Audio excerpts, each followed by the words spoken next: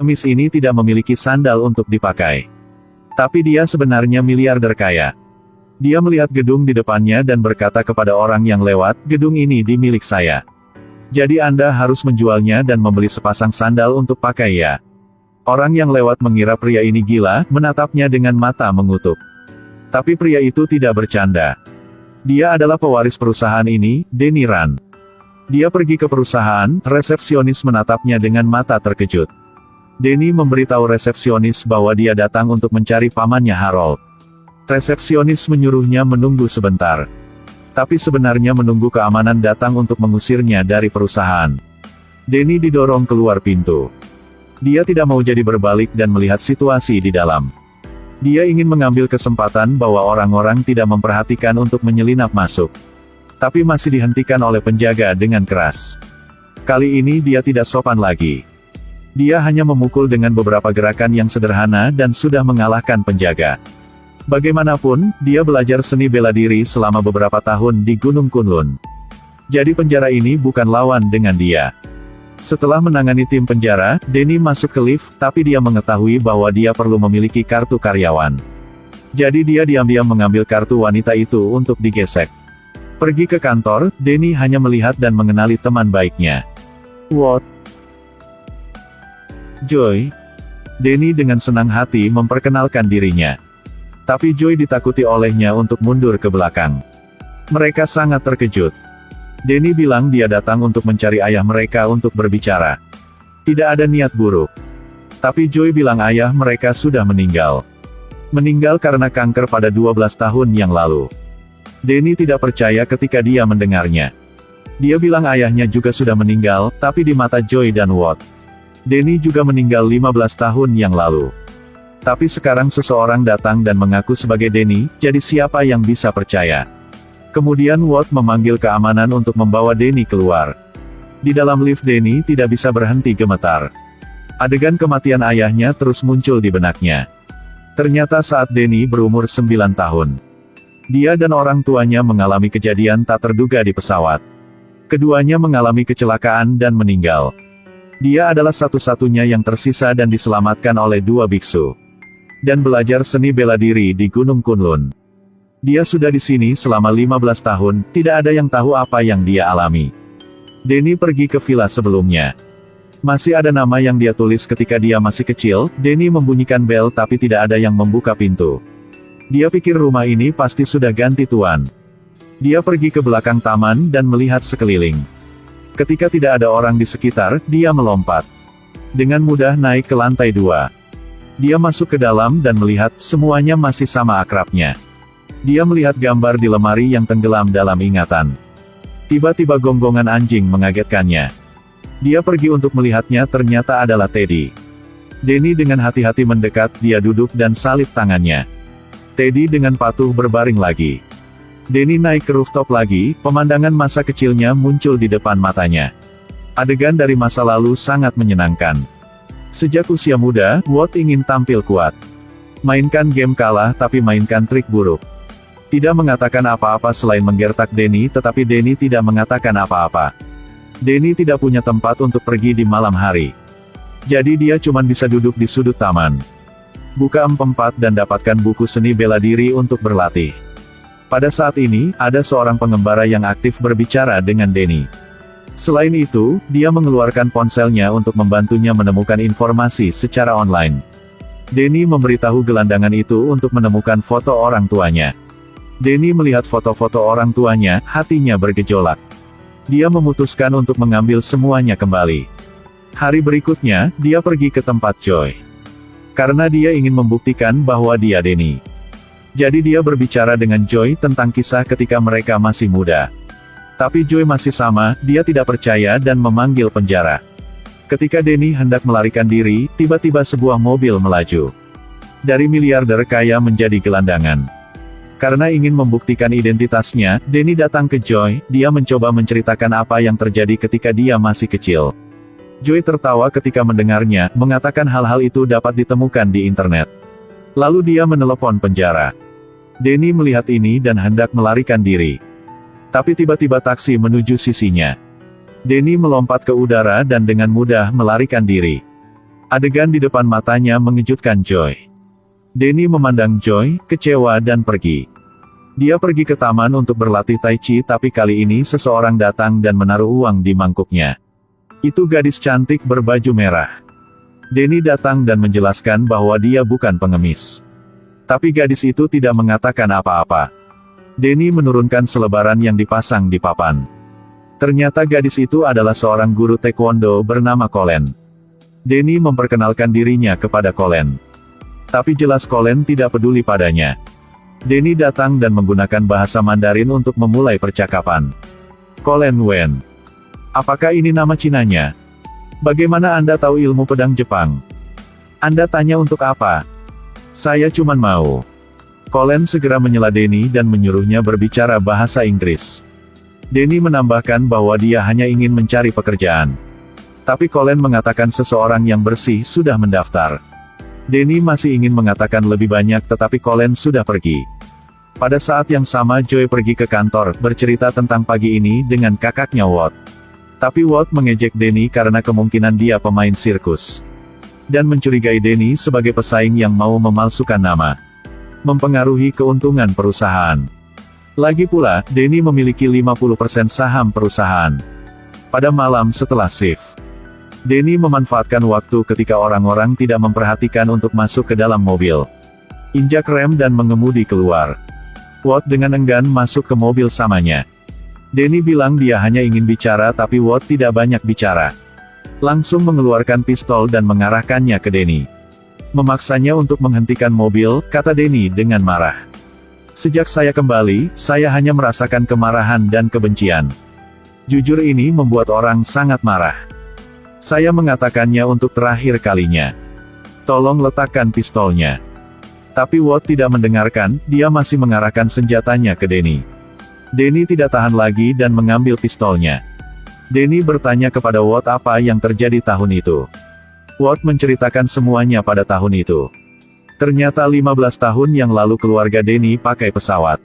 Saat melewati Himalaya, kejadian tak terduga terjadi. Setelah kejadian itu, pesawat dan mayatnya tidak ditemukan. Danny buru-buru berbicara pada dirinya sendiri dengan Watt. Tapi tidak peduli bagaimana Danny menjelaskan.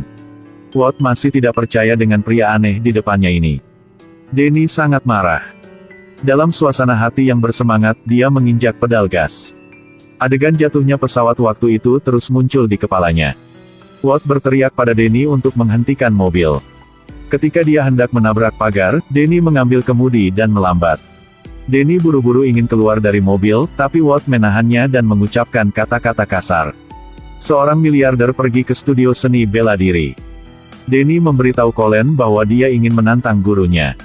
Colin mengatakan kepadanya bahwa dia adalah guru di sini. Tidak menerima tantangan dan menyuruh Danny keluar dari sini. Danny tidak punya pilihan selain membungkuk dan kemudian berbalik untuk pergi. Tiba-tiba Colin memanggilnya kembali.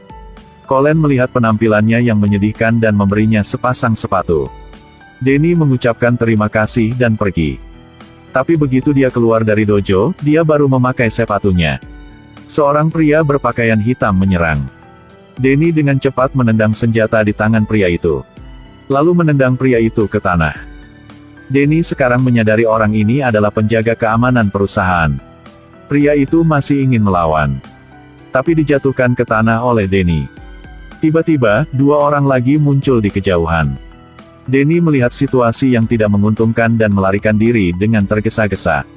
Dia berlari ke gang, melompat dan memanjat tembok setinggi 10 meter dan melarikan diri. Pada saat yang sama, Watt menerima panggilan telepon, mengetahui bahwa Danny telah melarikan diri. Dia marah lalu pergi ke lantai 1. Sidik jari lalu masuk ke dalam, melihat pria yang akrab. Orang ini adalah ayah Joy dan Watt, namanya Harold Meachum. Ternyata Harold belum mati 12 tahun yang lalu. Dia adalah pengakuisisi sebenarnya dari perusahaan, katanya kepada Watt. Jika Anda ingin menghadapi musuh, Anda harus tahu bagaimana musuh itu. Baru bisa menang 100%. Harold tidak setuju dengan cara putranya. Dia menyusun rencana untuk dieksekusi oleh Watt. Dan Danny kembali ke taman untuk menemukan teman pengembaranya terbunuh. Dia sangat marah. Dia bersumpah dia akan membuat Watt membayar. Keesokan harinya Joy pulang ke rumah dan melihat Denny duduk di kursi. Dia terkejut dan bertanya kepada Denny bagaimana dia bisa masuk. Denny bilang ini dulu rumah keduanya jadi dia tahu semua pintunya. Denny memberitahu Joy. Dia hanya ingin berbicara, dia tidak ingin menyakitinya. Kali ini Joy sudah setuju. Dia menuangkan secangkir teh untuknya, keduanya dengan tenang berbicara satu sama lain. Melihat Denny minum teh, Joy sepertinya mengkhawatirkan sesuatu. Denny memberitahu Joy seluruh proses insiden di pesawat. Tapi Denny tiba-tiba merasa pusing ketika sedang berbicara. Dia menatap Joy, tiba-tiba mengerti sesuatu. Dia bertanya pada Joy mengapa dia melakukan itu. Kemudian bangkit untuk pergi tetapi jatuh ke tanah dan pingsan. Dalam mimpinya, Denny melihat Watt datang. Pengembara ceroboh ini tidak memakai sandal. Tapi dia adalah miliarder kaya. Dia kembali ke kota ingin mewarisi hartanya. Tapi gak ngangka hartanya diambil teman baik. Dia pergi ke rumah teman baik untuk membuktikan identitasnya. Tapi dia dibius dan pingsan. Ketika Denny bangun untuk menemukan dirinya terikat di tempat tidur. Di sebelahnya ada seorang lelaki tua. "Di mana saya?" Orang tua itu mengatakan kepadanya bahwa ini adalah rumah sakit. Denny ingin lelaki tua itu melepaskan ikatannya tetapi dia bilang dia tidak bisa. Denny berjuang untuk pergi tetapi dihentikan oleh orang tua itu. Orang tua itu berkata dia akan membantu Denny keluar dari sini. Setelah mengatakan itu, dia juga mengambil garpu di sebelahnya dan menempelkannya ke leher Denny. Orang tua itu memberitahu Denny bahwa inilah satu-satunya cara dia bisa dibebaskan. Menyadari hidup Denny dalam bahaya. Saat-saat berbahaya. Dokter datang tepat waktu dan membawa orang tua itu keluar. Lalu dokter gendut itu berkata keras kepada Denny. Dan kemudian mendorong beberapa pil yang tidak diketahui untuk dia minum. Perlahan Denny tertidur. Adapun Joy, dia menyesalinya karena dia sudah masukin obat dalam teh Denny. Dia mengatakan apa yang ada di pikirannya kepada kakaknya. Bahkan jika dia bukan Denny, seharusnya tidak melakukan begitu. Apalagi kalau dia Denny yang asli. Lalu kita salahkan dia. Tapi Watt bilang Denny seorang gila aja. Apalagi cenderungnya kasar. Kita hanya melindunginya. Sekarang Denny sudah bangun lagi. Dalam mode pelatihan. Satu orang duduk di atas gunung bersalju. Di kepalanya terus-menerus muncul adegan pesawat jatuh. Ketika dia membuka matanya, dia menemukan bahwa ada seorang dokter yang duduk di sebelahnya diam-diam mengamatinya. Denny meminta dokter untuk melepaskannya. Dia tidak akan menyakiti siapapun. Dokter juga untuk sementara mempercayainya, pertama-tama melepaskan ikatan bisepnya. Lalu keluarkan kartu identitasnya. Ini adalah ide yang dia buat untuk kembali ke AS. Di atas adalah nama John Anderson. Kata dokter kepada Denny. Jika Anda ingin keluar dari sini, Anda harus mengatakan yang sebenarnya. Setelah mengatakan itu, dia pergi. Denny tidak tahu apa yang harus dilakukan sekarang, dia memiliki rasa sakit yang tak terkatakan. Hari berikutnya pria gemuk itu memperkenalkan pria tua itu kepada Denny. Lalu lelaki tua itu mengajak Denny untuk berkenalan dengan situasi di sini. Mereka pergi ke restoran. Orang tua itu memperkenalkan para pasien. Tapi orang tua itu mengatakan satu kalimat yang salah yang membuat satu pasien marah. Lelaki tua itu buru-buru meminta maaf. Saat dia mau Denny untuk meminta maaf. Dia bingung dan tidak mengerti apa yang terjadi. Orang yang sangat marah. Ingin mengajari Denny. Tapi gak terduga dia dirobohkan oleh Denny. Dan dokter di sebelah mengira Denny sakit lagi. Jadi buruan kendalikan dia. Denny buru-buru menjelaskan tetapi itu tidak berguna. Denny diikat di ranjang rumah sakit lagi. Dokter membuka mulutnya dan menuangkan sebotol obat ke dalam. Tetapi ketika dokter pergi, lelaki tua itu dengan hati-hati masuk. Pedulinya dan tanya, apakah kamu baik-baik saja Denny? Denny sangat terkejut. Sudah lama ini orang pertama yang memanggilnya Denny. Denny memberitahu lelaki tua itu bahwa dia ingin pergi. Lelaki tua itu tidak mengatakan apa-apa, pergi untuk melepaskannya. Di sisi lain Colin menerima panggilan telepon. Itu Denny yang memanggilnya. Denny ingin bantuannya, keluarkan dia dari rumah sakit jiwa. Dia sudah cukup disuntikan dan pil setiap hari. Tetapi ketika Colin mendengar nama orang membidiknya. Adalah saudara terkaya di New York. Dia tidak memikirkannya dan segera menolak permintaan bantuan Denny. Sebelum Denny selesai berbicara, dia menutup telepon. Dan sekarang, Sisi Harold sedang merencanakan plot baru. Episode 1 sudah habis, jangan lupa ikuti page untuk melihat episode selanjutnya ya.